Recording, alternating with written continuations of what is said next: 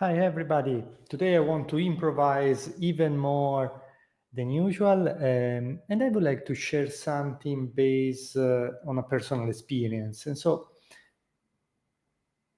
this is the result of a reflection that is vaguely going on for quite a while, but I was thinking that there is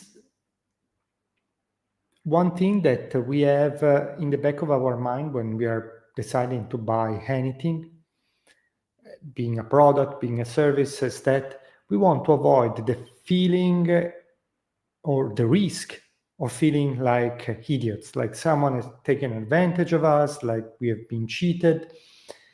And I think in some culture this is more common than in others. But this is something that I encounter in my personal life. For example, recently we bought some services from a company. We agree on certain terms. Surprise, they didn't respect any of these. They deliver months and months late. They deliver things with a terrible quality. And besides the practical effect that I bought something, I needed something for this business, so it has a consequence, but also, there was a personal feeling like these people are taking advantage of us. Maybe I'm overestimating them. Maybe it was not on purpose. They were just terrible at their jobs. So maybe it's a combination of dishonesty and just being terrible at their job. I guess I will never know. But I understand that this kind of experience let you a little more careful. And so also when you're encountering maybe a good opportunity, something that you could buy and could make a difference for you, simplify your life, improve your business, whatever, on the back of your mind, you think, am I at risk of regretting this and feeling like an idiot for months? And I want to avoid that, of course. And so I'm considering that when I'm buying, this is very clear because thanks to this terrible company, it's even more clear. But also when I'm selling, and as a side note, it's very strange for me to think that I'm involved in the sales process. I only think of myself as an engineer. So I try to ignore the fact that I participate in the sales process, guided by our account manager, but still I play a role and am somewhat also a salesman, God forbid. Okay, now I feel like I have to go to confess. But yes, beside that, I think also when I'm involved in the sales process, I try to imagine this and try to imagine, okay, on the other hand, there is someone that maybe would like to make a decision. Maybe they would like to buy some services, some product we're selling because this will make their professional life. We don't sell anything that you make your personal life better, but then maybe they will be interested in making their professional life better, but they consider this risk. And so I was thinking, how can we avoid this risk? And there are a few things that we can do. First of all, is being extremely clear. And sometimes when selling, you may have the temptation of glossing over some details that maybe you think that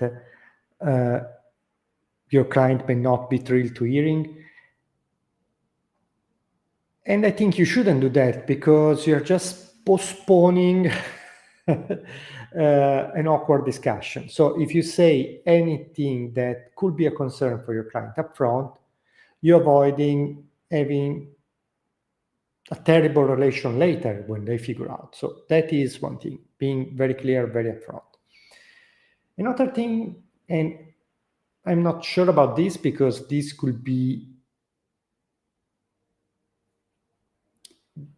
this point is that sometimes maybe we should consider if what we are selling is really in the interest of the client buying. And if we don't think that's the case, if we think that this service is not intended for them, then we shouldn't sell it. I think at some level this is true, but on the other hand, it feels like someone is very condescending person if you think you can judge better than your client if they should buy or not this thing. So I think that there are extreme situations, like if you are selling, I don't know, training to unemployed people and they need to borrow money to buy your course, then maybe you shouldn't sell it, right? But I think this can lead to bad effects because you feel like you're in a better position to judge than the person buying itself. I'm on the fence about this one. And the final elements, I think, it will be to offer some level of guarantee depending on the process. For example, when we were selling books and video courses, we have a money back guarantee. If you are dissatisfied, we send the money back. And we honor that even in cases when someone came back after 7 months and said, oh, you know what? I realized I don't like this video course. Okay, money back. In that case, it's easy because there is not a marginal cost in delivering us. Of course, if you are involved in a project for 1 year and then you have to give the money back, maybe that could be complicated. So you can offer different level of guarantees, like I will refine it until you're happy. Or maybe we can sell something in milestone that cause a limited risk for both us and the client, and if the client is dissatisfied, we can stop there and refund. For example, when working on iteration, so when working on projects for which we do not offer a fixed price because the scope is varying, working in iteration of 2 weeks, and at the end of the 2 weeks, if the client is dissatisfied, we offer the possibility of reimburse the money. So far didn't happen, but I think this is a level of guarantee that, minimize the risk. So, of course, we never behave in a way that our client should feel cheated, but they don't know before they start working with us. And other people out there do. And so if we can create some mechanisms so that they can feel in control, they can feel there is no way in which someone can take advantage of them, I think it makes their decision easier. And yes, so that is the result of my reflection. And I concluded that I shouldn't buy web development from companies.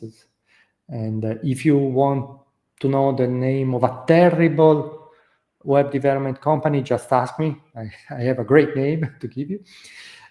Otherwise, well, if you have any comments, ideas, I always love to hear them. And in the last lives, I saw a few comments. I really appreciate them.